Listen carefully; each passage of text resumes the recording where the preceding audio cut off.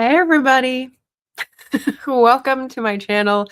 My name is Margaret Pinard. I'm a historical fiction and fantasy author and an eclectic reader. And what are we doing today? We are doing 3 tags. It is a triple tag Friday.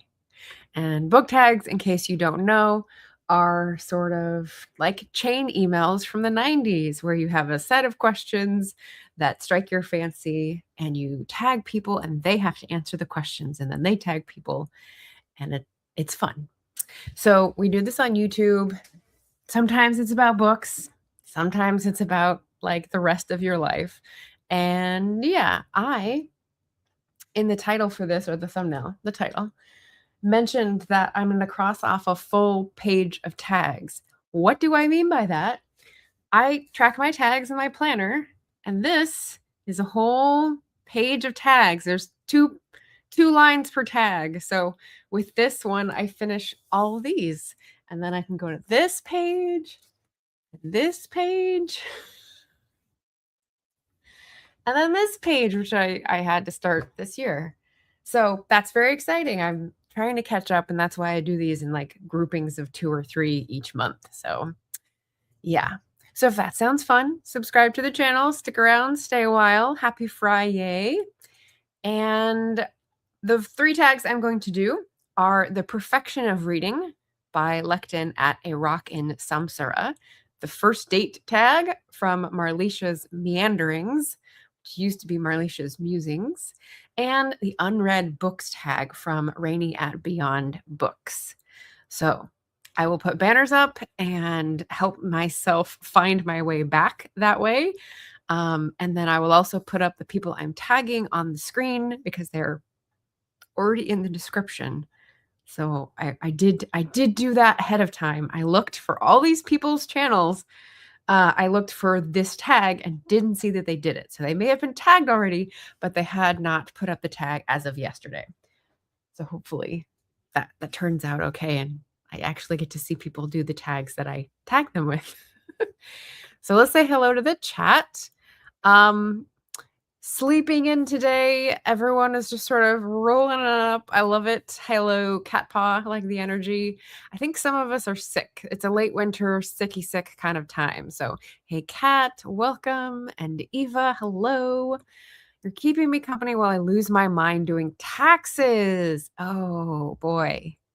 Anne is here. Hello. Julie is here saying good luck, Kat. Yeah, I have a pile of receipts right in front of me, so I am putting it off. Good on you, Kat. Anita is here. Hello. And thanks for the good luck. Excellent. You're ahead of the curve. It's only February, so well done.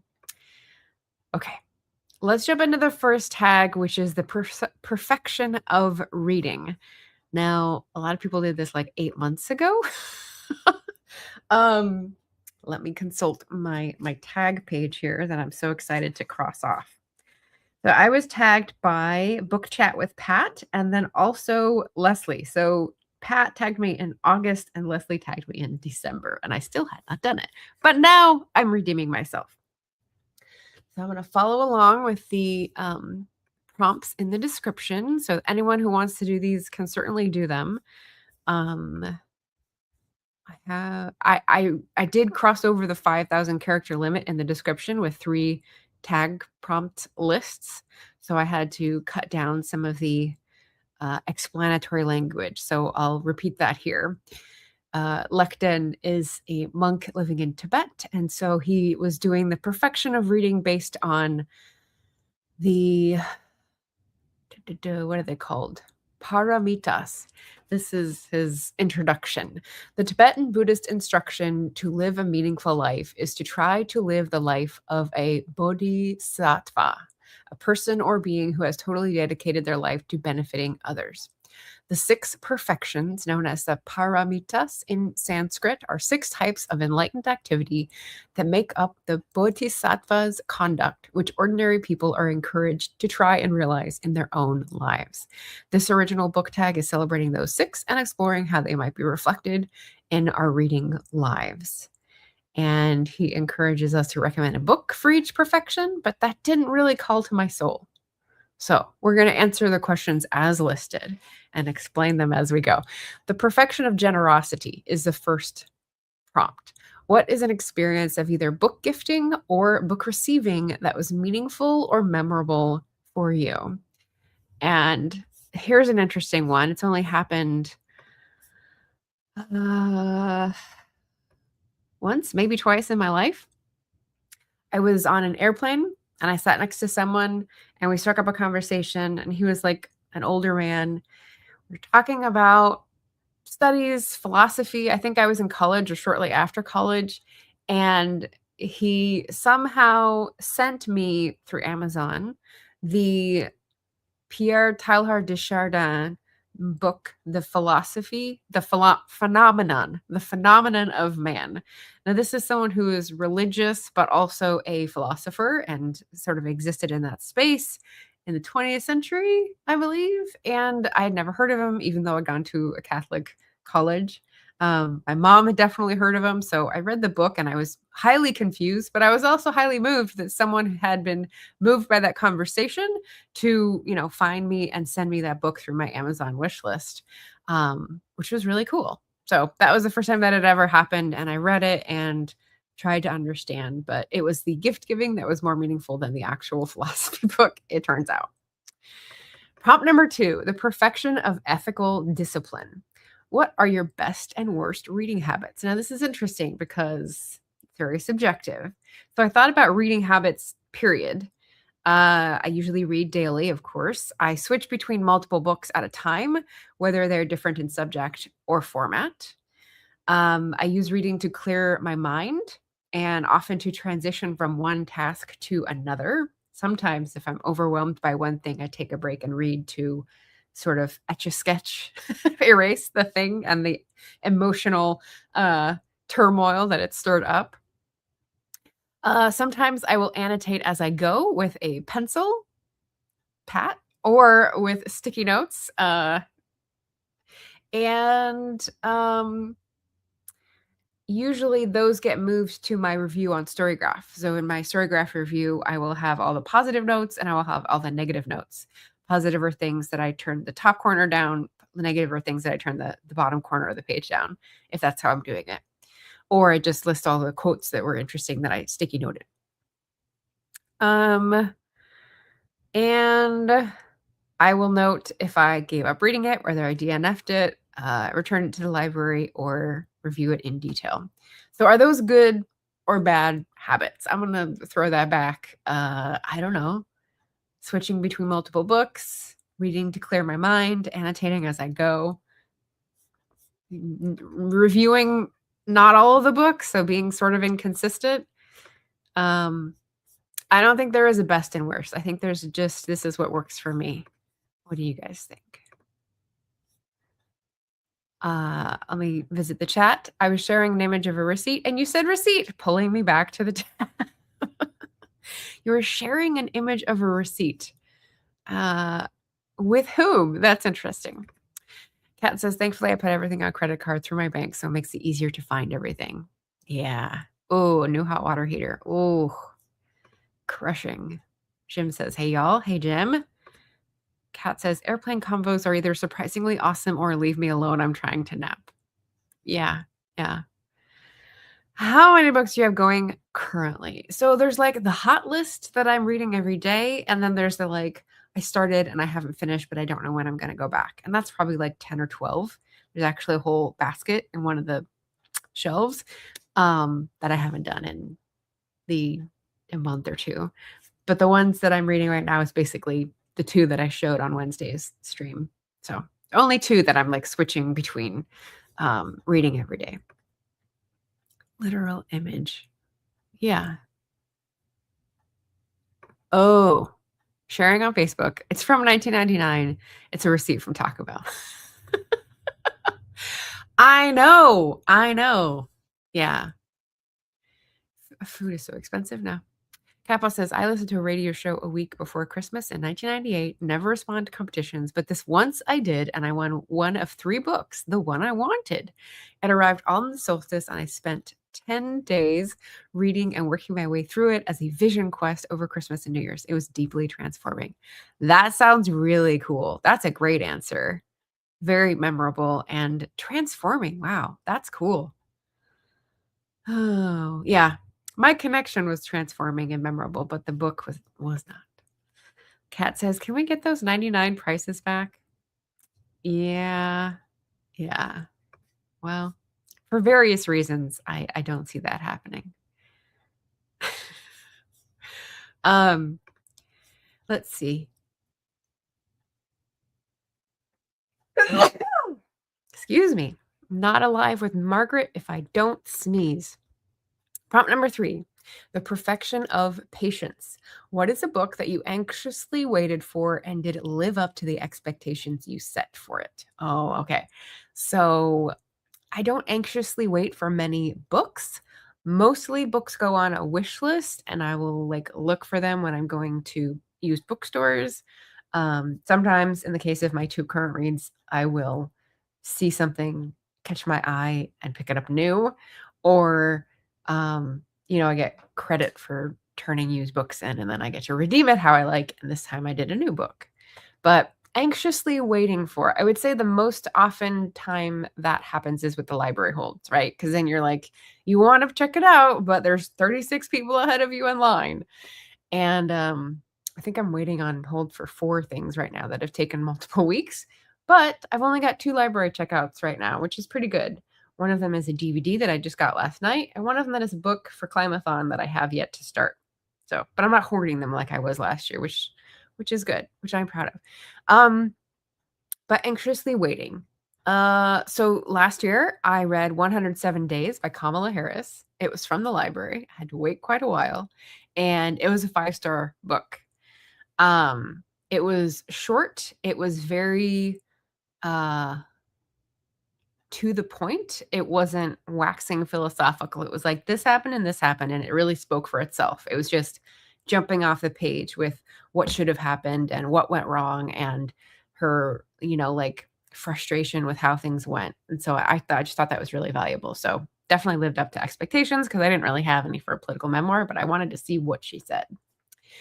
Okay, Booktube recommended 84 Charing Cross Road, and that took me a while to read, and I'm not sure why, but that was a 5-star book.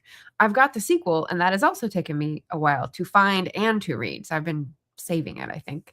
But 84 Charing Cross Road is a Booktube darling. It's a very thin book. It's a nonfiction epistolary record of someone corresponding from New York to a bookstore in London and how they grew to be friends over decades. And it's just very heartwarming and also sad. So yeah, really, really good book. And then I wanted to get a counter example. So Mr. Bazalgette's Agent was one that I had on my shelf for a couple years. I picked it up. It was like a reprint for Victober because it was like a mystery detective story during the Victorian era. Bazalgette is actually the name of an engineer who was very famous in London. I found out later, but the mystery was quite disappointing. I rated it 2.75 stars because it was very fainting damsel and lame, even though the damsel in question was supposed to be like detecting. It was very tropey in a bad way. So, and then Justine Cook's is a cookbook that I got recently from the library. It did take a while to check out, and then when I got it, I read through and I was not as excited about her recipes as I was when she showcases them on TikTok. So this is a question of the stuff that she showcases on TikTok is not in the cookbook, and I like her presentation, and that's what makes me inspired to do the recipe. So the cookbook just was sort of a letdown. 3.25 stars. I really like her personality, but she's a TV person instead of a cookbook person for me. So she's really nice on TikTok. Yeah, so waiting, disappointment. Yeah. What do we have? Back to books. I just found a book I own, a very, very old book called Women of 45. Since I'm 45. Women of 45. Is the year 45 years old, or it's like Women of 1945? Women of 45. That's an odd title. Thank you. Anne says, "I'm eagerly awaiting Death of an Ordinary Man by Sarah Perry." Ooh, Sarah Perry. She's the one that did the river, the weird river in England one in the 19th century. That was very thought-provoking. And the new Barbara Kingsolver book, I forgot the title. Um, it's probably a new one since Demon Copperhead, but I don't know either. Nice. Eagerly awaiting. That's fun. Cat Paw says, waited excited for a book. Here's my new novel. Oh, by the way, it's the first in a trilogy. Did not buy. Waiting for the whole series to be out. Oh, traditional publishing, so it's gonna be a while. Oh, okay. The 45 book, it's about menopause. I looked it up because I had the same questions. Oh, okay. All right. So not a year, but an age. Cool. So patience. The next one, prompt 4, is joyful effort. The perfection of joyful effort. Translations are a bit funny. What is a book or series that you found difficult to complete but found to be ultimately worthwhile? Okay, and here's something for Julie because I have two here. And I just heard from Julie on one of them. So, Theory of Water is one by Leanne Betasamosake Simpson. This is an indigenous writer and scientist who wrote a book about a total mindset shift of thinking of water as connecting us all because it makes us up of our bodies and also like we depend on it for life. And yet we somehow think only of land when we think of like the land back movement and everything. I think a quarter to a third of the book, I was sort of awash, if you will, in trying to follow different threads and feeling a little lost. And so it went very slowly. I was a little worried. But then when I kept going, it got easier to understand. And I think that's partly her writing and partly my understanding. So I did end up really liking it, but it was the latter 2/3 of the book. So sorry, Julie, if I put it down before then. And then the other one I tagged for this is Salvagia by Tim Chawaga. This was a Climathon book last year. It's a dystopian future where the world is flooded and someone's just trying to like make enough to buy their own boat. And there's all this new technology. And it's got this real Garb August kind of vibe. It's very pulpy, even though it's a futuristic dystopia. And so I was originally like, I don't know if I can hang in with this the whole time. Like it's too zap bop boop bang. And I don't know. So I put it down. And then when I was trying to finish Her Kid, I picked it back up and I was like, well, I got a quarter of the way through this. I should finish it just for the Her Kid prompt, which is silly. But it did get me to finish the book. And then I really ended up liking it. So it was sort of like pulpy, and that's not really my vibe when I read, but it was enjoyable. And there were really interesting parallels for Climathon. So that was really good. Prompt number 5, the perfection of concentration. What do you do, if anything, to get in a reading zone? What is your ideal reading environment? Well, a comfy seat, adequate light, water or tea, and maybe a snack, and maybe the phone. Sometimes I feel like I need to look stuff up on the phone as I'm reading, especially with nonfiction. Um, so yeah, it's not that much. I'm pretty able to slide into reading easily, as you could probably tell from the amount of reading that I do. That's my ideal reading environment, and it gets me right in. There's no trouble there. Knock on wood. Jocelyn's here. Hi, Jocelyn. Welcome, welcome. Julie says Barbara Kingsolver's new novel is Partita, and it's scheduled for release October 6th. Oh, okay. So you have a few good months to wait. Gotcha. Let's see. Prompt number 6, the perfection of wisdom. What is a book where you learned something, especially something unexpected, whether profound or mundane? Interesting framing. So I have a few for this one. I put The Blue Machine by Helen Chersky, which I just finished. It's a Climathon book. It's a nonfiction by a scientist about how the ocean works, how the engine of the ocean is fueled. And you get to learn about physics like density of water, salinity, air currents, the turning of the earth and how that affects currents in the water. Let's see, temperature, and a little bit about the life in the different parts of the ocean. And it was really cool. I never got to learn about any of that in any of my science classes in high school or college, because my college science classes were just wadding stuck into a wall to get through a requirement, and they weren't very inspiring. So this was really, um, what would I call it? Enabling? Like, if you think you're bad at something and then you read this and you're like, "Oh, it's just that it wasn't communicated to me in any way, not that I can't understand it." So I shared the review of that in my last wrap up and went into quite some detail with quotes and really exciting excerpts. And so if you're curious, I'll pop the wrap up here at 20 minutes if I can remember that. But yeah, she just had a really great way of using metaphors for this English gal to understand how things worked and then relate it to human life, and not preachy, just like very excited and enthusiastic about her subject, which is very cool. So The Blue Machine by Helen Chersky.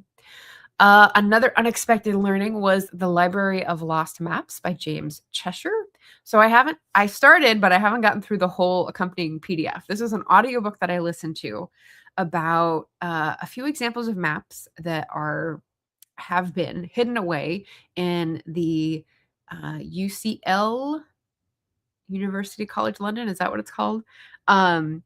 Map library in London. And this professor of geography, again, gets really nerdy, gets really enthusiastic, just sort of flows over with the enthusiasm for his subject and talks about going through like this treasure chest of discovering what they had in the map library. And he goes back into history to explain map technology and the history of like mapping things out, which is interesting because I'm reading about in both of my current books that maps can mislead, kind of like statistics. When you put it down on paper, it's a viewpoint and it's closing off other viewpoints on that place. So anyway, interesting. And the PDF is really detailed. So I'm going to be taking my time over that one. So that was unexpected and very cool.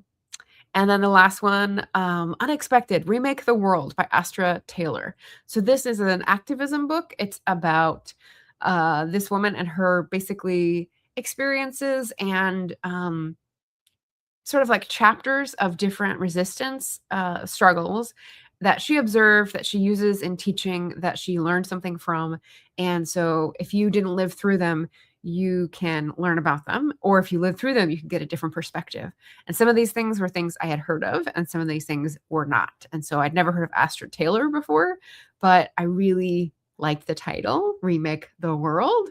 And it was just after the Octavia Butler discovery. So I launched into that book and was primed to like see things differently. So that was a really great and unexpected title to fall into my lap. So yay. Let's see. Anne says, this may be silly, but I can't read in bed. I think that's a pretty common one because people will fall asleep or drop the book onto their face. I hear that's a thing too. Yeah. I don't maybe 50% of the time when I go to bed, I read in bed for like 20 to 40 minutes. Usually I read in the chair or on the couch and I sort of like curl up. So comfy seat. Cat Paw says, to get in a reading zone, open a book that looks interesting.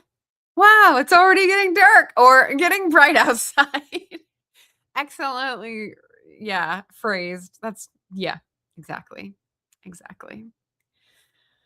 Oh, no, I don't want to upgrade to Tahoe. Thank you. Get out of my face. No, Apple. Yeah, I'm hearing terrible things about Apple again, so I'm not excited about that. Let's see. I have people to tag, and I'm gonna do a scroller so I can put it up at the same time. There's just way too many choices for these banners nowadays. So for this one, I'm tagging Gareth because he hasn't done it yet. Derek at Derek Green, Beth Ann Berniga Sokolar, because hopefully she'll have some good science text to pass on, and Brian at Bookish Texan. So I'm doing 4 for each. I went a little above and beyond this time. Usually I do 3, and now I have 4. So I had to look at 12 and figure out who I was going to tag. So perfection of reading. Hopefully you'll enjoy answering those perfection prompts and have a fun time on your own timeline whenever you get to it, of course. Just take my example. Let's see. The next one is the first date tag. This is from Marlicia's Meanderings. And let me scroll up to my answers. I know Leslie tagged me in this. Here we go. When she tagged me in August, it was Marlicia Muses. So I changed it in here in Meanderings and put a little meandering person. And I made a joke here because this is a date on a calendar instead of a first date. But all the prompts are about like dates. So I just tried to be funny here. Oh, Marlicia and Talia. Okay, so I didn't highlight that. Sorry, Talia. It's from both. They teamed up. And I was tagged by Leslie at Bookskers and Purrs. So thank you, Leslie. Quote, did you ever think of choosing a book as analogous to a first date with all its suspense and excitement? Yes? No? My checkered past with first dates and dates in general. I'll just put up this disclaimer at the beginning.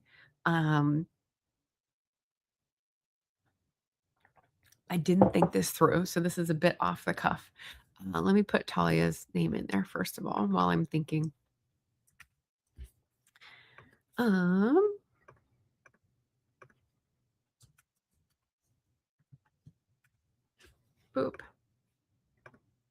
There we go. So I realized recently that I had been on dating apps for like 20 years. And after the 2024 election, I was like, no, I don't want a chance dating someone who voted for Trump. We're not doing this. So I'm going on vibes, and it's only in real person because I don't want to be tricked into any shady shit. So dating has been quite an adventure, and I'm just tired of it. So the theme of this is interesting, but I'm going to just take it as a book tag and talk about the book part. So for anyone else frustrated with dating, I'm on the same page. Okay. Prompt number 1, what books do you regret buying?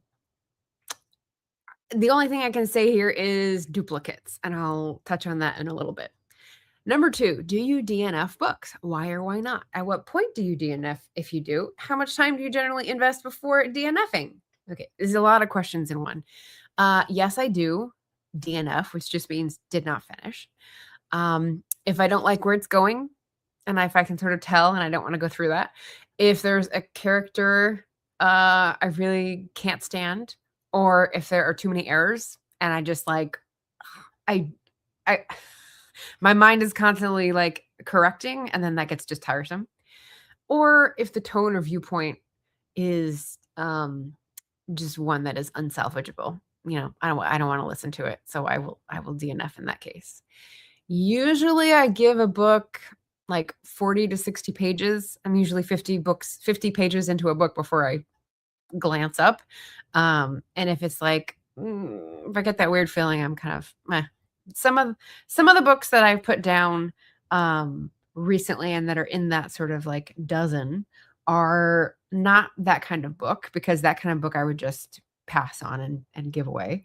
They are more like slow dip in and don't feel the mood at the time, or they're nonfiction and they're just reference or like slow down, read about moss kind of books, and there's no urgency to read those. So yeah, that's my DNF philosophy. Prompt number 3, is there a book you did not want to come to an end or couldn't put down? So I listened to an audiobook that I did not want to end when it did, which is called Gathered by Gabrielle Serberville. And I think this is a few months ago when I did the wrap up for this one. She is known as the Chaotic Forager on the socials. And I hadn't heard of her before. I got the book from Libro.fm. And she goes over how she grew up looking to nature, trusting things, how she got interrupted but still like clamored for a relationship with nature, got more into foraging and getting to know the cultures, different cultures ways of foraging, and she's lived in several places in the Midwest and I think in the East Coast once. Um, so she's got varied experiences, and it's not a guide. It's just explaining what you could gain by learning more about your environment and getting more comfortable with foraging and connecting with people who know about it. And I just thought that was really encouraging. And her life was interesting and not too drama heavy. And so I just loved listening to that book, Gathered by Gabrielle Soberville. And I didn't want it to end. All right, let me check in the chat.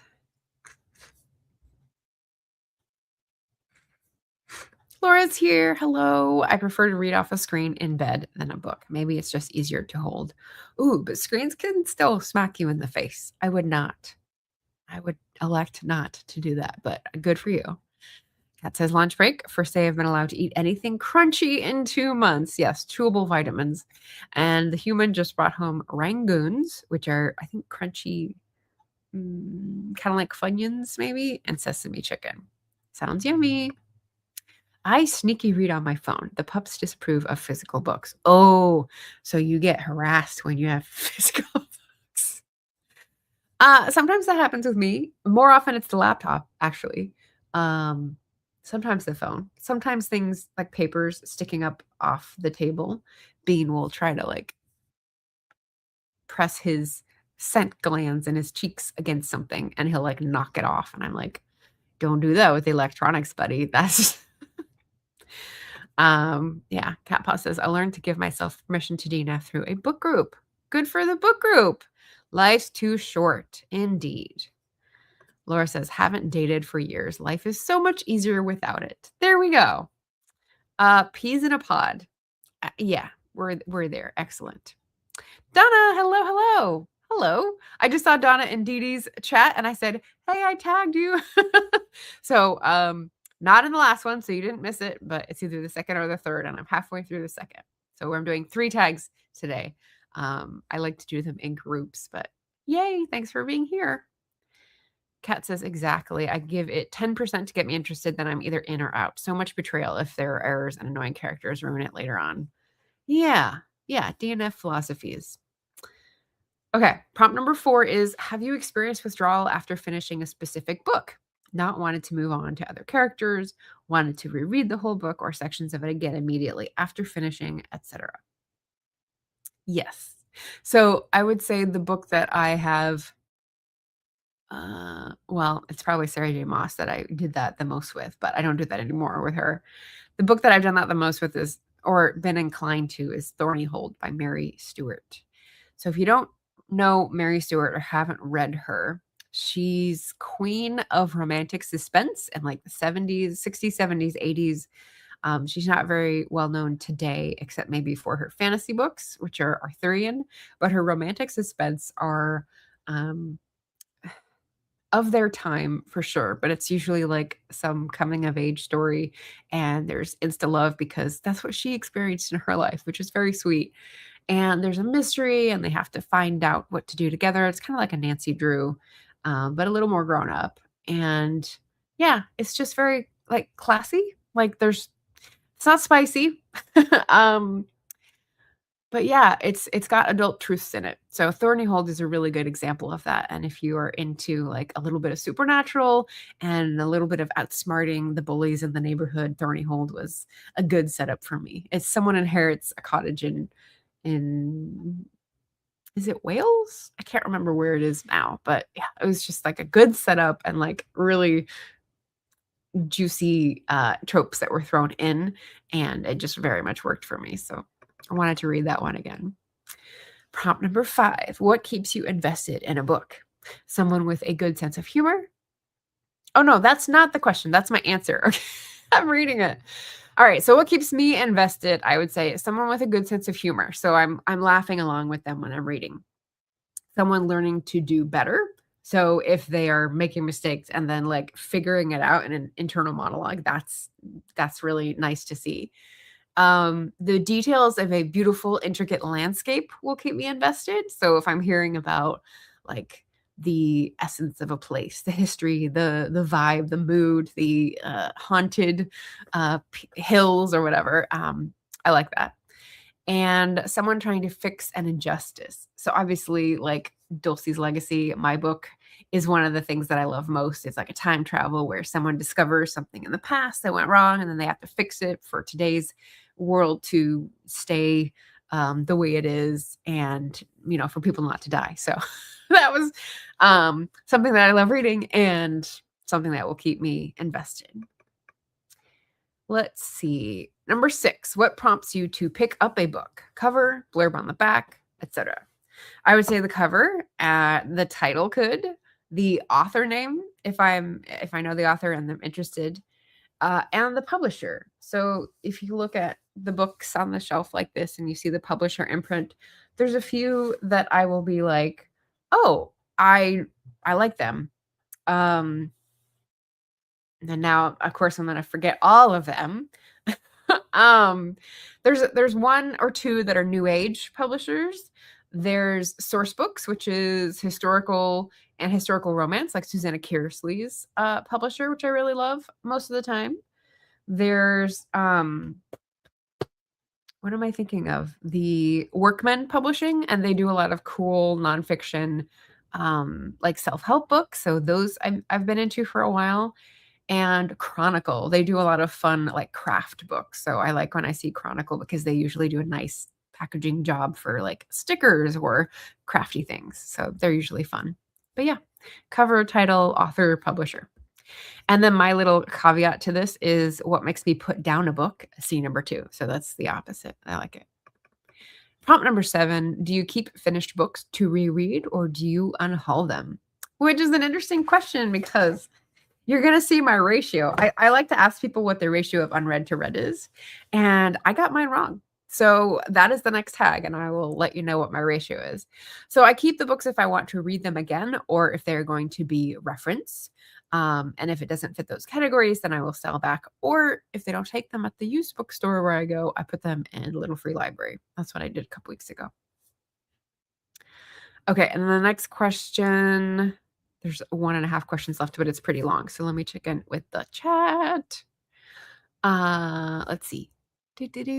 Yes. Number 4. What's number 4? Experience withdrawal. Oh yeah, book hangover. Cat paw. Got it. Yeah, withdrawal.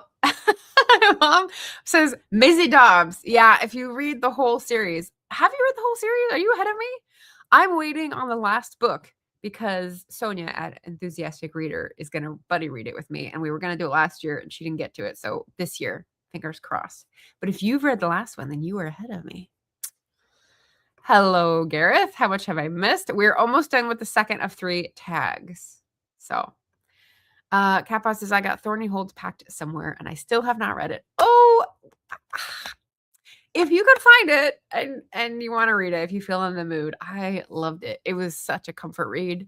And just like fun, like humorous, and what's that word I'm looking for? Not mischievous, but just like someone who knows their power. It was really good.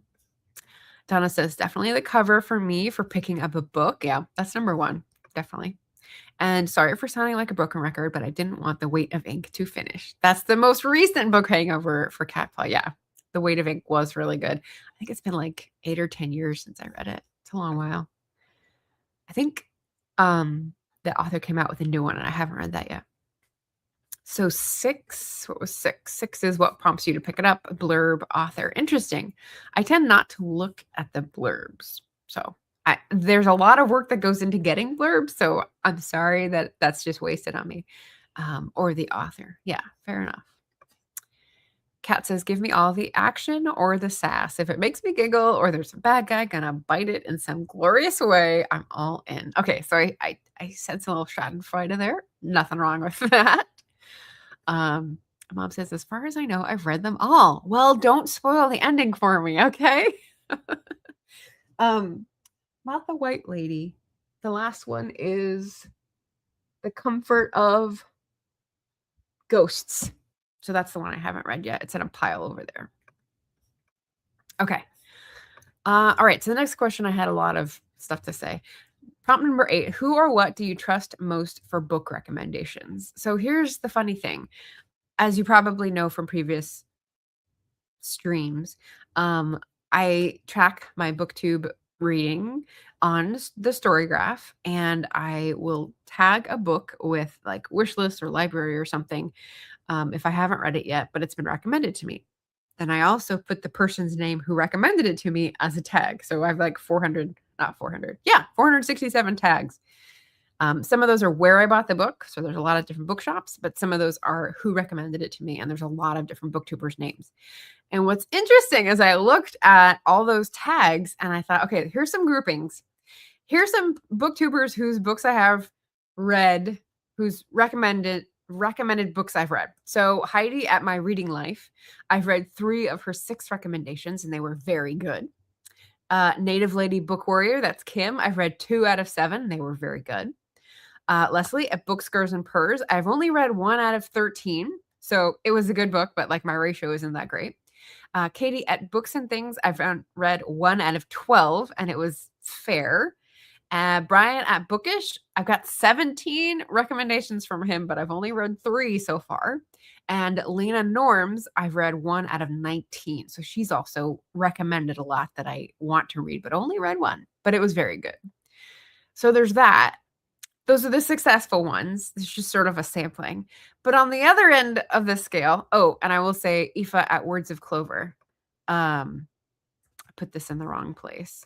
I've got 16 from her and I've read 5. So that's a very successful rate. And they were very good reads.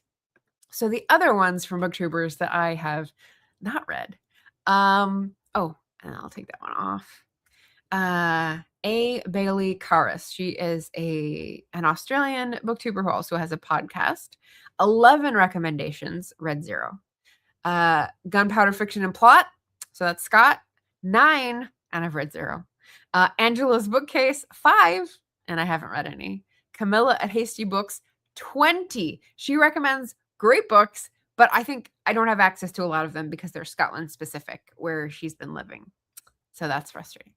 Becky at Teacup Storyteller, 0 out of 5.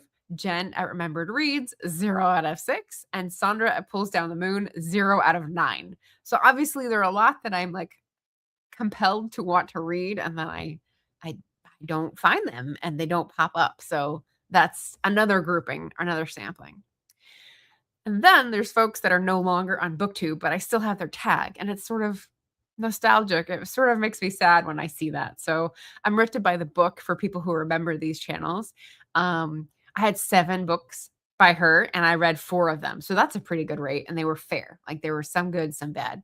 Sadie Reads Again, that's Sarah. 9 recommendations, have read 0, but Bass Rock is on that list. So hopefully that'll get done pretty soon. Coffee and Copyrights, that was Janae. She was so great. I had 5 from her, have read 0. Janelle at Too Fond of Books, who you may know was a big channel and passed away a couple of years ago. I had 5 recommendations from her and read 1, and it was very good.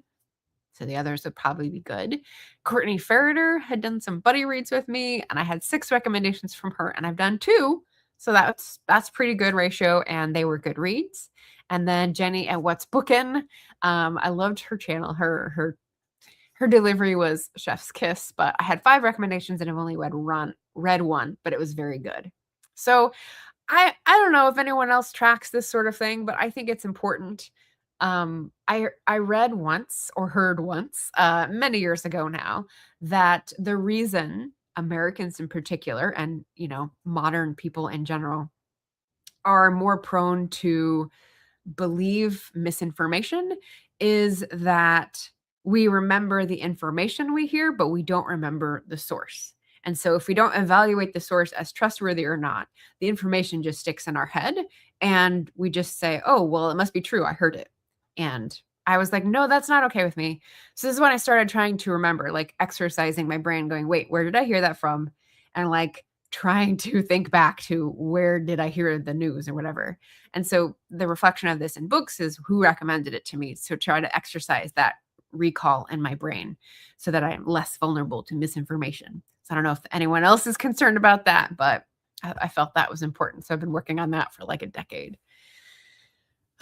And then I've got a special category for recommenders, which is the bottle imp.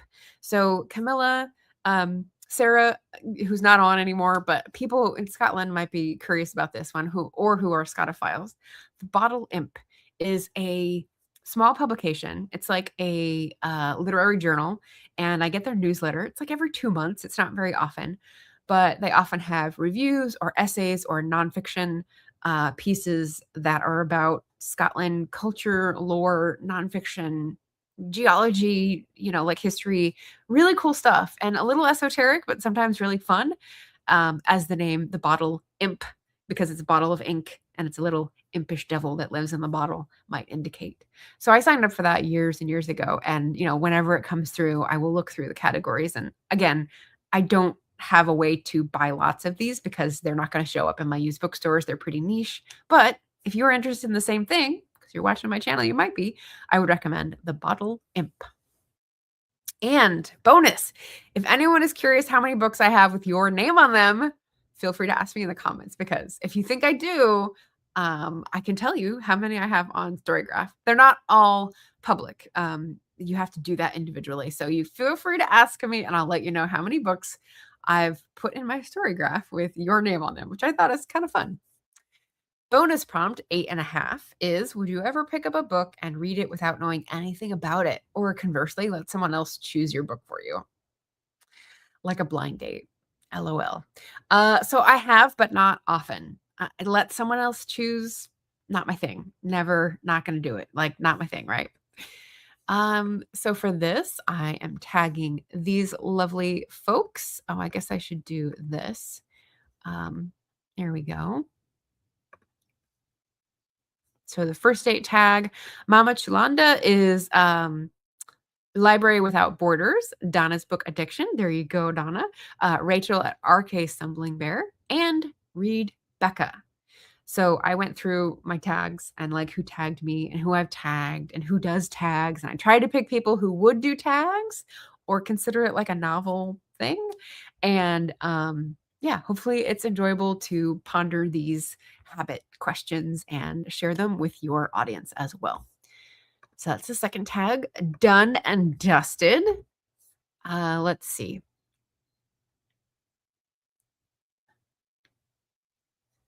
Cat Paw says, this is where we left off. Let me clarify. I never read the recommended by famous names, just the book blurb. Oh, so like the synopsis kind of thing on the back. Gotcha. Not the blurbs provided by. Gotcha. All right. Laura says it's really not helpful that there are two different things that different countries call blurbs. Yeah, exactly. Cat Paw agrees. Yeah. What was the thing that happened with that recently? There was another case of that.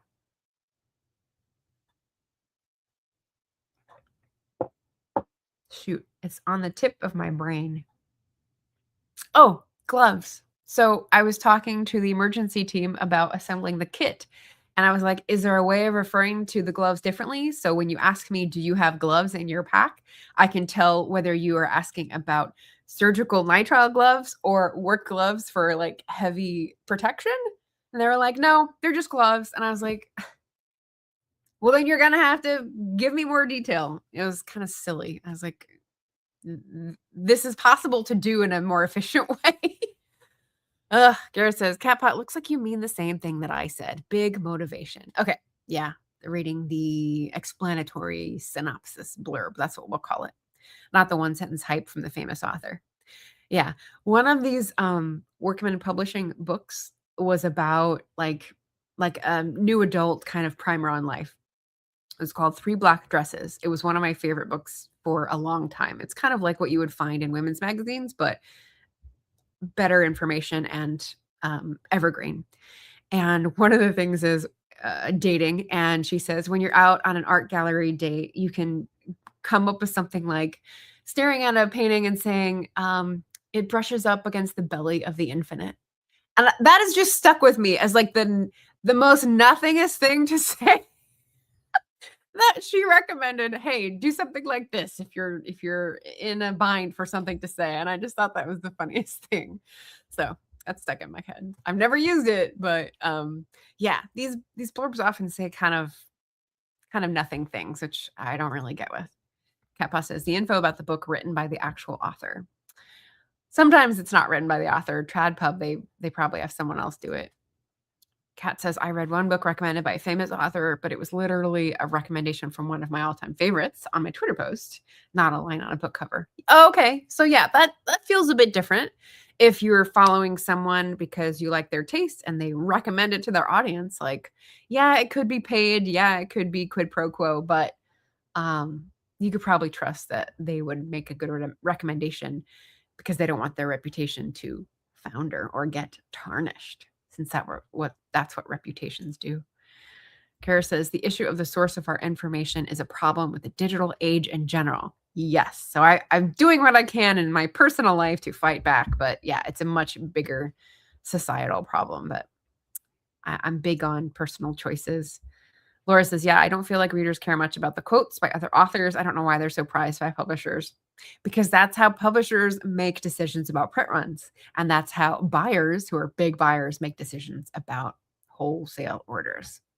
It's all a confidence game. It's just like the stock market. Kara says, yeah, I imagine it wouldn't make much difference if it wasn't there. Yes, it has happened. I'm not sure what that is. Let's see. I like finding out about a book, waiting so long that you don't remember what you knew, then going in blind. Oh, so yes, it has happened is probably referring to the blind date of a book. Yeah. Yeah. I've definitely had this. Like, there's a whole cycle of you got it, you're interested, and then you forget what it's about, and then you pick it up and you're like, oh, that sounds interesting. Yeah, that's definitely happened. Brushes up against the belly of the infinite. No, not happy.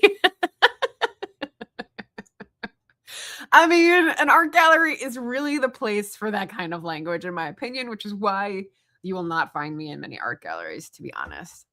Okay. Yeah, so that was the second tag, the first date, which was really fun. And I hope people are curious about the recommendations, because I would love to say how many books I have from different people. I like my little system. It's very orderly. All right, the last tag is, I scroll up. Yes, okay. This is one Gareth tagged me in. So let me put the banner up. It's the unread books tag created by Rainey at Beyond Books. And so I put a stack of books and a comfy little couch to read all of those books. So thank you, Gareth. This took a lot of work last night, and then I was too tired. So I got up this morning to do the counts. That's what this is. This is my very scientific collection device of counting all the books. So the unread books tag, it was created by Rainey to increase awareness of the number of books we own and how many we have that to date remain unread. Okay, so this is what I was excited about, because I love hearing about people's ratios and why they justify how many unread to read books they have. There are many reasons to fall in love with a book and want to take it home, but aren't books meant to be read and appreciated? Who knows what may be in your collection? This tag may prompt you to find some hidden unread gems. And I would just point out, sometimes people have the habit or hobby of reading, which most of us do on Booktube, but also you can have a habit of book collecting, which is kind of separate but related. So, you can get joy from both things, and I will not judge anyone on that. So prompt number 1, how many books do you presently own? Give an estimate if you are unsure. How many of those are unread? Okay, so I'm in a similar boat to Gareth here. I did a count a couple years ago, and I was between 1,100 and 1,200, I think. And I haven't counted for like 4 years, right? And I thought, well, if I can get it down to 1,000, that's a round number, and I think that will fit in what I have. Well, now I have more space. So have my values changed? Do I think I should have fewer? Well, if I look around, I've still got stacks of books in process. They're on the food table, they're on the work table, they're on the working fireplace, and I don't know. I don't know. I'm not the type of person that will have clear surfaces ever, really. So I guess I'm okay with the piles of books around. It's not that I don't have space for them. I think it's just that I'm doing things with them. So I've collected them, and they're there for a reason. It's just that then they kind of get stuck there. So I need to consult my feng shui about that. But yeah, so I did count last night and this morning in all the various places and all the piles. And after many years of reading and decluttering and buying, I am still in that same centenary. I am at 1,114. So Gareth, how does that compare to your collection and your decluttering? I mean, but here's what I was surprised by. So I had estimated before that my books were about 60% unread and 40% read, meaning I had more unread, mostly because I have a lot of research books and didn't have a lot of books that I was keeping to reread. When I counted the unread to read, which is a little fuzzy, I did not count as read the ones that I am partway through. So I was conservative in counting the read books. But what I found was I have 552 read books and 562 unread books. So I'm at 49.5% to 50.5%, which is 50-50, which is not what I expected to find. I mean, not terribly off from my estimate a few years ago, but yeah, does that mean I need to get rid of more read books and not hang on to them? Or I need to take them all down? I don't know. What do you think? Where are you on this scale? What do we think? I'm still laughing at Julie's comment. Dara says, I thought the unread books tag was especially interesting, particularly with the unhauling I've been doing. Yes. Yeah. Laura says, I think my unread might be 50%. You'd be with me on that. I was surprised to find that. Anita says, I have dozens of unread books because all my author friends keep publishing cool books, which is great. Yeah. Some of the questions later get at ebooks. And yeah. Oh, those are physical books. I did not include ebooks because that's a separate question. And if Jenny Parks is watching, she's going to be astonished at the ebooks question. I think. Kat says mine's about a quarter unread, I think. Don't feel too bad, Laura. It'd be worse if I could shop. Being an adult is overrated. Yeah. Laura says I'm saving them for the right time. Of course, you can't read them all at once. You can only read as many fingers as you have, right? Kappa says, I think it's around 50-50 with physical books, 80% read. Oh, okay. Interesting. Is that a factor of when you owned them? Like as you've gone on in life, let's say, you get more ebooks. And so the ones that you haven't read are ebooks, but the ones that you hang on to are the classics, like the ones you want to reread. That's like the logic that my mind is jumping to. Gara says, I'm about to do another big count, but I'm dreading it. Yeah, I thought it would take a while. It didn't take too long this morning. But again, I wasn't very scientific. I was counting and I was sort of like fudging if it was like these little pamphlet books that I get when I'm traveling. I do read those, the research books, and so I counted them. I didn't count like brochures, obviously, that had research information, and I didn't count songbooks, and I didn't count maps, but I did count books of maps. So yeah, I mean, you have to define terms or whatever, so take it with a grain of salt. Julie says, I have a high ratio of unread books because I don't keep most of my read books, so it's kind of misleading. Okay, we have a non-book collector here. Whew, rare breed on Booktube. Rare breed, that's what I meant. Kat says, I've got about 800 unread on Kindle. Whew, hence no more buying. I started the year with 152 unread physical. I've since been gifted 2 and read 7. That's in the right direction. Maybe I'll make a dent in my TBR finally this year. Maybe this year. Kappa says, I don't have very many physical books these days because humidity kills them. Yeah. So, okay. So the percentages of a smaller amount. That's sort of, yeah, that makes sense. That makes sense. Kat says, my twin will take first place with ebook unread. Yes, Jenny will certainly. I think that's for cat paw, for the humidity. I think. Okay, so that's the big reveal of my count. Prompt number 2, do you also have ebooks? How many do you have? How many are unread? So again, many questions within each prompt. And my Kindle, so I have Kindle, I have Kobo, and I have Smashwords. I have very few on Smashwords. Where is the answer here? I'll go backwards.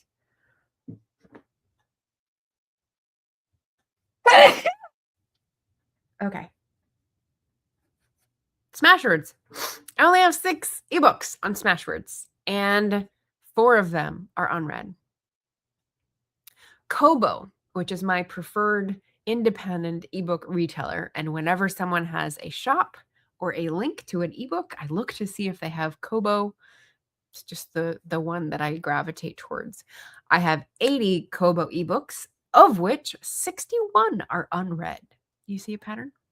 And then Kindle, I think Kobo I had to count. No, Kindle I had to count.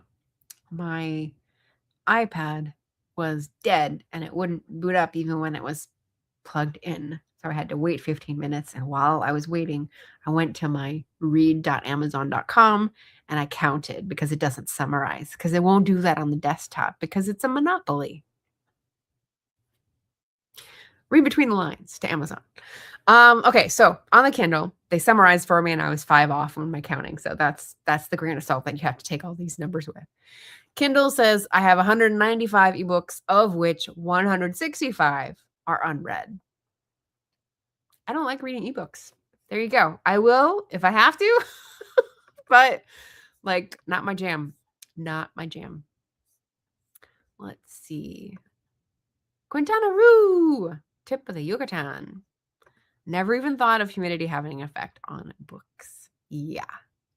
Well, any museum curator will be able to tell you that's a big deal for sure. Okay. Prompt number 3. Have you ever participated in a read what you own challenge? Ha ha ha, cackles. Why or why not? And if so, how did it go? Okay, so I took the plunge last 5th of November because too many of my friends were participating in it and I was getting FOMO, fear of missing out. So I thought, well, I want to do this. I want to read more of my unread books. I'm always for less consumption, but then I get used books. So I'm not demanding things, new materials very often. So anyway, I decided to try. But you know what? There's this rebellious creature in me. And whenever I say I need to do something a specific way, I go, no. Or if I shouldn't do something, I want to do that thing. And that's just how it happens sometimes. This is why I have to negotiate my schedule with the gremlins in the bus sometimes. And so how did it go? Well, I think I got until late December and realized I had bought a book from a friend, and that really wasn't an exception that I made. So then I bought 2 more and I was like, oh, I forgot I wasn't supposed to. And then I was just like, well, the gig is up, right? The jig is up. So yeah, maybe 6 weeks. I tried. So it went smashingly. And this is just me laughing at myself. But yeah. Number 4, have you ever purchased the same book twice? You know, funny you should ask this. I just had a stream on Wednesday for the Irish Readathon prospective reads, and I showed this. So this one I've had for a long time. I tried reading it. I got about 10 pages, maybe less, and it was like too hard. I got this second copy because I thought maybe the different format will help me. Like last December. But it has since morphed into, hey, does anyone want to buddy read this with me and we can stumble our way through together? It's historical fiction. It's written by an American, but it's about the 1798 rebellion in Ireland. And this is a rebellion of romantic patriots where they were going to have allies with the French and they were going to sail in just like the Spanish Armada, except similarly, unluckily, they failed. And I used this rebellion as the backstory to my estranged cousins in my latest series. And so I wanted to read this, and I still haven't read it. So if anyone is curious and thinks they can hack their way through this, I will send you the book if you want to read it with me. That would be fun. So that was an intentional duplicate. And I think this is the other intentional duplicate, but this is years apart as well. If you know Laini Taylor, she's a Portland fantasy author. This is young adult fantasy. And I got, which one did I get first? I don't remember. Pals 2011. Okay, so I must have gotten the hardcover first. This is a fantastic series. Daughter of Smoke and Bone is the first in a trilogy. It's so exquisite. She weaves basically our world into parallel universes with like angels and monsters and this really involved not biblical, but like age-old hatred and the Romeo and Juliet kind of age-old love story of people on different sides. And it gets reworked and it's so good. And then it also relates to her, it's the same universe, but we don't know until the end, of Strange the Dreamer, which is her more recent trilogy. And that is super cool. The fantasy elements, like the library bibliophile elements, chef's kiss. Really, really good. Mystery, fantasy, romance, action, like really cool. So I saw another one in my local used bookstore and I thought, oh, well, maybe I'll get the paperback. I don't know why. I don't know why I got it. Because it was a first edition. But is this a first edition? I don't remember. Let's see. Is it signed? Nope, not signed. I don't remember. I just really liked it. And she's fantastic. So I have two. And I've been leaving these out to try to like look at them and make myself decide which one to keep because it's really silly to keep both. So if you have an opinion on that or would like one of the copies, let me know. And maybe that will solve the problem for me. So really great author, really great book. And those are the only two duplicates that I have. So one that I want to read and one that I have read. That's my answer. Number 5, let me check in with the chat. Another bless you. Thank you. Julie says, I'm waiting with bated breath for Garrett's unhaul update. I know. If he hasn't counted, he can't actually tell me, but I wonder if he's above or below 1114 because I don't know. That would make me a little smug if he was above because he's done a lot of unhauling. All right. Prompt number 5. Take 5 unread books from your shelf or ebooks. I'm going to do physical because that was more fun. Talk briefly about why you purchased them. Price, collecting, part of a series, beloved author. Which of the 5 would you commit to reading within 90 days? What about the others? Would you consider unhauling the unread books? If so, where? Okay, so this is like psychology in this book tag right here. It's like trying to get us to move and get unstuck with our unread books. I appreciate the effort. So in general, yes, I have sadly unhauled unread books, especially when I was putting this in and I had to get rid of books, get rid of furniture. I had to let go of books that I was like they were no longer sparking joy. I let go and I'm like, let someone else enjoy them. I don't need to clutch them so closely. So when I determine I no longer have a spark or a hope of reading them, I pass them on for someone else to enjoy. And I did randomly pick up 5 books with no further ado. This is one I've had for a while. I, Tituba, Black Witch of Salem by Maryse Condé. It's a translation. I read Segu by Maryse Condé. She's a African-American author. She writes in French. This is the winner of France's prestigious Grand Prix Littéraire de la Femme. So she's a very feminist author, I think in the 80s and 90s.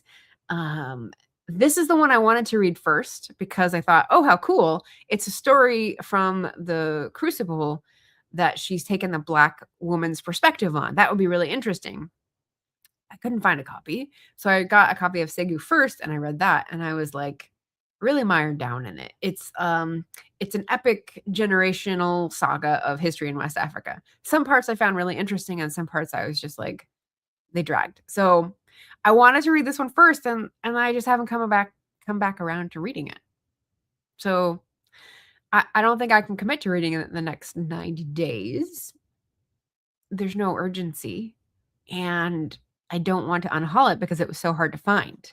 So it sits there in limbo. Like Ray was just asking me about Reconstruction. Like, it's just one of those books that it's never urgent or next. There's no readathon. There's no like thing that I go, oh, that'd be perfect. So it just sits there. Oh, I picked up the tabs. I might as well look at them. I got that at Belmont Books. Okay, so this is tagged with where I got it. Finish with that one. The next one is The Keeper of Magical Things. Ta-da! By Julie Leong. Look at that really pretty cover. It's obviously a fantasy. It's considered a cozy fantasy, and it is very new. It was purchased from the Last Bookshop of LA, which is one of the bookshops I was highlighting for my very short-lived pre-order campaign when I was trying to find paperbacks to pre-order and found it's actually impossible to find lists of those. So Keeper of Magical Things looked really cool. The first book in the series, I think they're like standalones, but same characters. Got really good reviews, and I haven't read her, and it just looked really cozy. So it's on my fantasy shelf. And I mean, what is committing to reading in the next 90 days? Like, why would I put additional restrictions when I'm trying to finish a book? So again, just bought it, don't want to unhaul it, but not really into committing to reading anything in the next 90 days. So we'll see how this goes for all these books. The next one I have, cross out of that, is Edna Ferber's So Big. Let's see. This is Book 6 research. This is Gilded Age, March of the Moderns, and research. I have 4 tags on this in my story graph. This is a new copy. I think I got it when I went to Chicago 4 years ago now. Okay, Book 6, meaning this was meant to be research, background research for the Chicago novel, which you might have noticed never came into existence because I did all the research and I couldn't figure out how to end it. So that is in a drawer. So yeah, it's kind of like a reminder of a failure, and then I didn't read it and I didn't do the research, and I didn't finish that book. Also, March of the Moderns, I never read it for March of the Moderns, even though I was doing that readathon, hosting it for 3 years. I had ample chance. So it's kind of like 2 failures. So I might want to pass this on. It's supposed to be really good. Pulitzer Prize winning masterwork from one of the 20th century's most accomplished and admired writers. The unforgettable story of one woman's struggle to stay afloat and maintain her dignity in the face of monumental challenges. Set in Chicago at the turn of the century. Her father is shot and killed in a gambling house. So, and $15.99. Will you look at that? 4 years ago, and it was only $15.99. Books have gotten so much more expensive.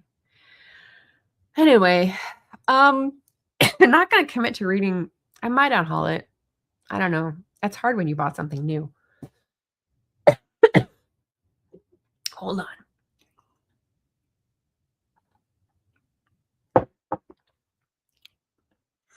Next book in my random assortment is another new book.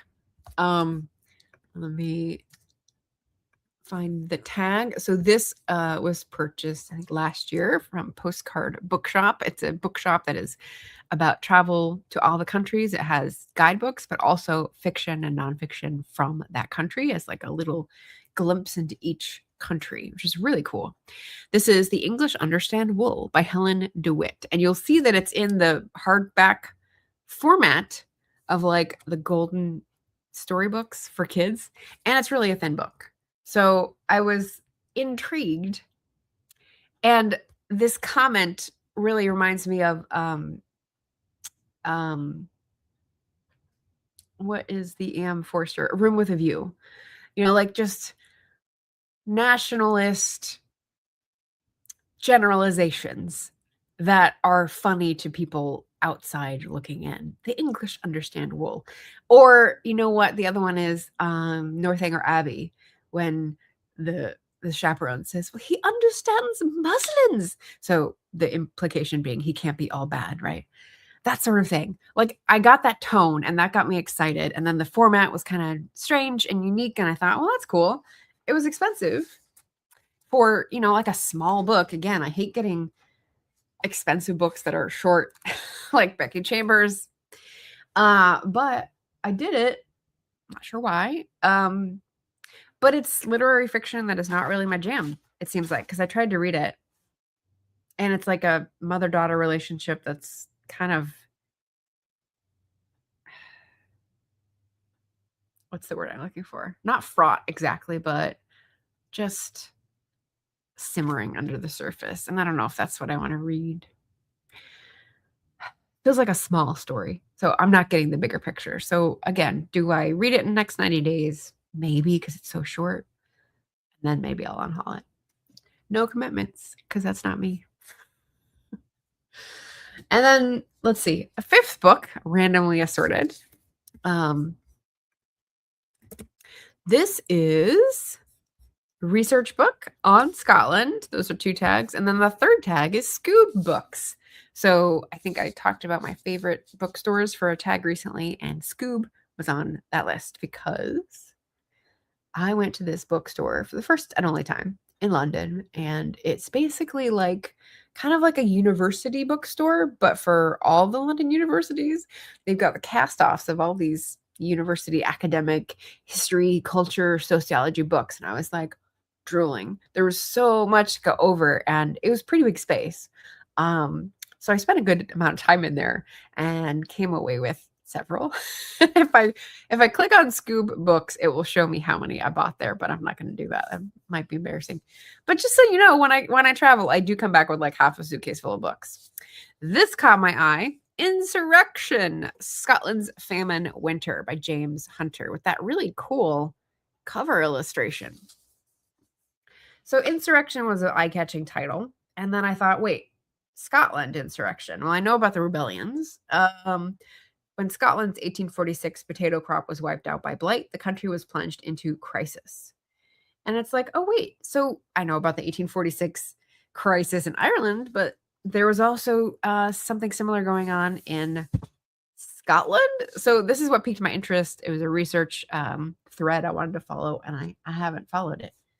The blurbs on the back are from people that I like Robert McFarlane, Sorley MacLean, who I've read, but it's just a little dense and academic, and I haven't pulled the trigger. This is like the only one that I might commit to reading in the next 90 days, because March, April, May, I'm really supposed to be focusing on my book, but there might be like inspirational threads in this one, kind of like I'm reading the Irish Cottages book for that.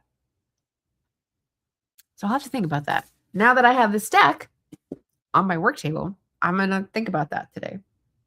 And then finally,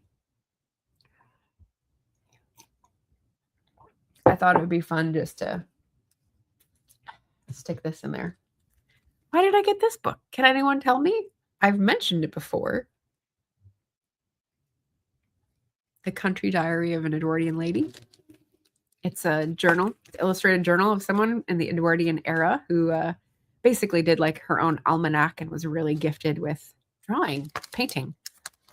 Anyone remember what related to this book? She says cheekily, and then can't get the slipcover back on.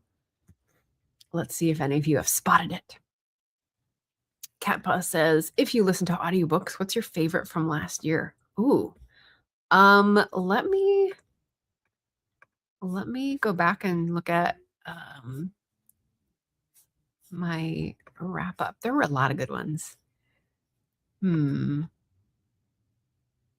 Storygraph will probably tell me which audiobooks from last year there were. First book, last book, mood map, books and pages, genres. Longest book was Boudica Dreaming the Eagle. Shortest book, longest to read, authors, buddy reads, average rating. So didn't tell me format. Tell me the format. Is that going to be a premium feature? That would be annoying. DNFs. At a glance. No, they're not going to tell me. Okay.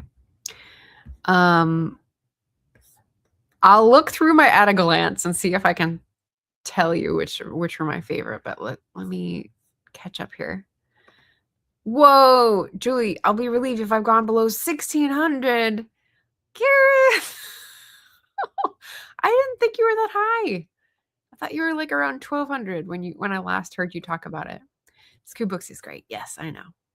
Yay! Laura got it. So this mug, December, is The Country Diary of an Edwardian Lady. And I had no context for this. I was like, this is something my dad's mom got on vacation. And I broke it and I put it back together, and it's actually sharp, but it's nostalgic, it's sentimental, so I kept it. And then I realized it's an actual book. So I had to pick up the book when I saw a used copy. And yeah, so pretty cool. She's, observing things, and it's in her handwriting, I think, which is kind of cool. So just like Gareth was saying, he got his daughter Frankenstein in Mary Shelley's handwriting, which was like mind-blowing to me. I don't know if this is her handwriting or if this is just like a different font. It's variable, so it might be her handwriting, which is really cool. But yeah, so grandma's mug, and I got to translate it into a book to see why that may be called out. Kava, because it's so pretty. Yes, it is pretty, but Laura wins. Laura wins the trivia. Oh, and I have that book too. It's so delish. Nice. Yeah, it's one of those ones to like not really read cover to cover, but just like dip in when it's that day. For example, let's try February. Shrove Tuesday, Ash Wednesday we just had. That's the February page. The Erd Shrew or Shrew Mouse inhabits subterranean tunnels, which it excavates in the soil. Walking Home, she copied out To a Mouse from Robert Burns. She has a George Meredith quote, and she drew the catkins of an aspen tree. Populus tremula. Catkins of purple willow, goat willow, and alder. So isn't that cool? It's like her own, what's the word for something airy? Not a fritillary. Something cool. There's some special word that's like diagrams of plants that I enjoy. Okay, so let me come back to Cat Paw's question here. So Not on My Watch was one of my first books. It was a 5-star read. That was an audiobook. Wooing the Witch Queen, I definitely highlighted several times, by Stephanie Burgess. Her second book is out, but I don't like that witch character as much. So Wooing the Witch Queen was like a super favorite. All the Water in the World, top. Cat Paw's already with me on that one. Let's see. What else did I listen to? Sirens. Herbs Pure and Simple by Jekka McVicker. That was a nice one. Abundance. Didn't really do it for me. Persuasion. TJ Young and the Orishas. So that was for the last Black Author Tuber readathon.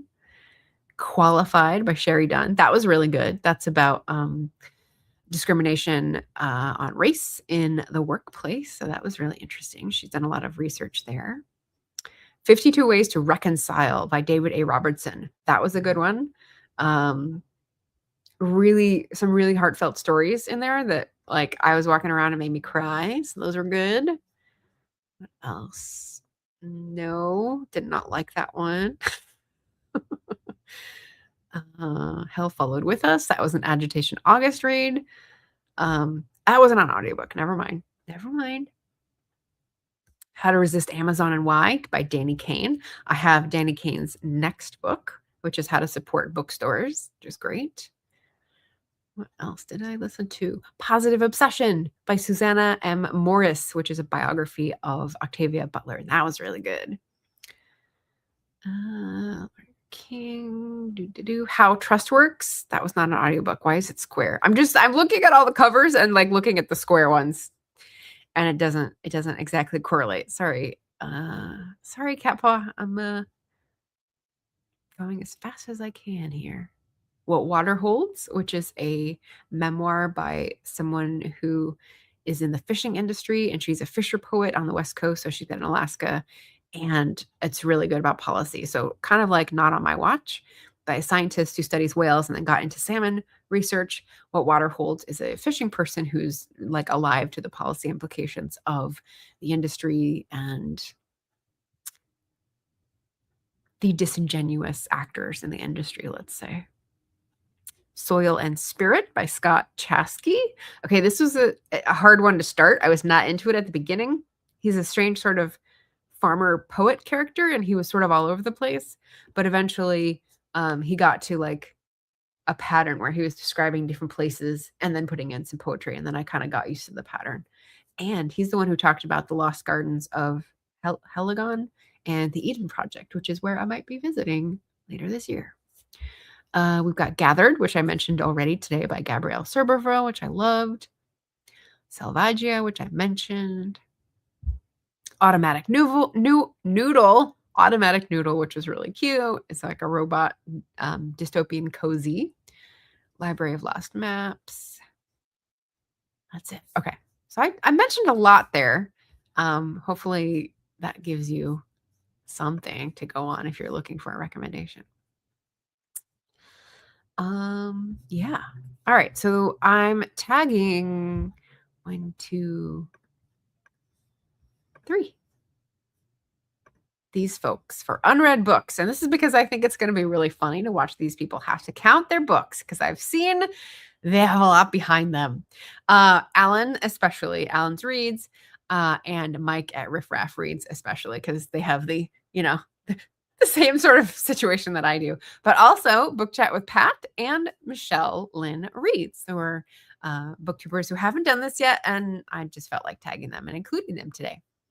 So that's the deal. And I was just gonna ask any upcoming events and or announcements for anybody, because I usually have this at the end of all my live streams. I will remind folks that I have a fantasy panel for the Black Author Tuber Readathon. I will be hosting 3 lovely Black author tubers who are fantasy writers, and we'll be talking about writing and fantasy, fun stuff. It's going to be Monday, February 23rd at 10 a.m. Pacific time. But yeah, I'll leave this. Give it a few seconds for the delay. Julie says, audiobook of Jane Austen's Bookshelf, a rare book collector's quest, 5 stars. Good recommendation. Nice. And then there's the link. I've got it up and it's public. Did I make it public? Hopefully I made it public for the fantasy panel. So that is all set and ready to go. And yeah, I get to cross off a whole page of tags. Now we have only 2.5 pages left. Trying to keep up with everyone. Trying to keep up with the cool kids. So that's my only upcoming event to share. Oh, and the March 2nd is that's a Monday. So that's the sort of conclusion to Black Author Tuber Readathon, and I'm inviting anyone who participated. So if you want to read a short read anything really, depending on your reading speed, and come on and join, that would be really fun. I'm gonna see who's on the spreadsheet soon, probably today, and just send out invites to come on and just like talk about stuff. Should be fun. Yeah. All right, good. We got some good recommendations for audio. Sweet. Anything anyone else doing soon? Let me know. Last chance. With no dissenting votes. Good job, Laura. She's got the eye for detail. I'll say thank you for joining. Thank you for watching.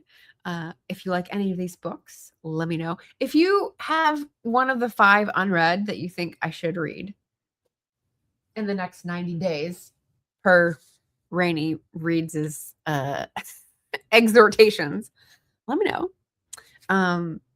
Diversify your reading lists. Tell me what readathons you're working on. And take care, everyone. Lovely to see you, and happy reading. I'll see you Monday. Ciao.